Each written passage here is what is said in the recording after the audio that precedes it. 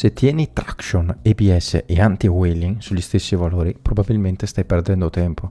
Oggi vediamo come impostare l'elettronica per essere più veloci. Partiamo subito dal traction. Questo probabilmente è il parametro che fa più la differenza sul tempo di giro. Troppo alto e la moto non scarica per niente potenza e sarai lento, mentre troppo basso rischiate continui pattinamenti in uscita curva. Anti-wheeling, se è troppo alto il valore, la moto accelera peggio, ma sul dritto almeno non vi si impenna, mentre se è troppo basso perdi tempo perché devi continuare a chiudere il gas e comunque nei cambi di direzione ti si impenna sempre. ABS, ovvero freno motore, va adattato al vostro stile.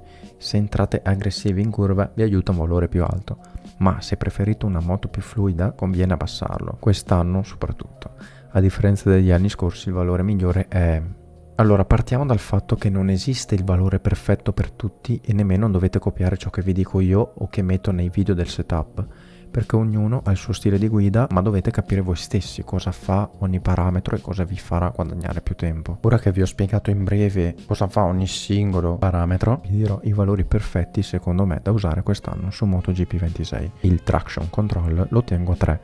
Perché mi permette di scaricare meglio la potenza in uscita curva senza perdere troppo tempo spinnando, che già lavora sempre il traction control, ma quello è un altro discorso. Se lo abbasso ancora riesco ad accelerare di più, ma per il mio stile diventa troppo facile perdere il posteriore, mentre se lo aumento a 4 comunque sì, sei più stabile in accelerazione, perdi qualcosina ma nemmeno così tanto. Se sei alle prime armi o fai fatica a 3 puoi benissimo tenerlo a 4. Anti-wheeling lo tengo a 5 perché in MotoGP 26 come nel 25 le moto hanno tantissima potenza ed è impossibile non farle impennare, anzi quest'anno è peggio, quando non metti abbassatori si impenna così tanto che a volte ti ribalti. Con valori più bassi di 5 gestire l'impennata in uscita curva non è facile e finisci per perdere più tempo di quel che guadagni. Il freno motore lo tengo a 1, ma non preoccuparti se ti sembra un valore assurdo, anche perché quest'anno sapete meglio di me che la frenata è il punto più critico. Se vi siete persi il video di come frenare forte su MotoGP 26, recuperatevelo, mi raccomando. Comunque con valori più alti di 1 quest'anno è illegale, cioè non si può perché pattina tantissimo e se avete dubbi se frena con ABS a 1, sì.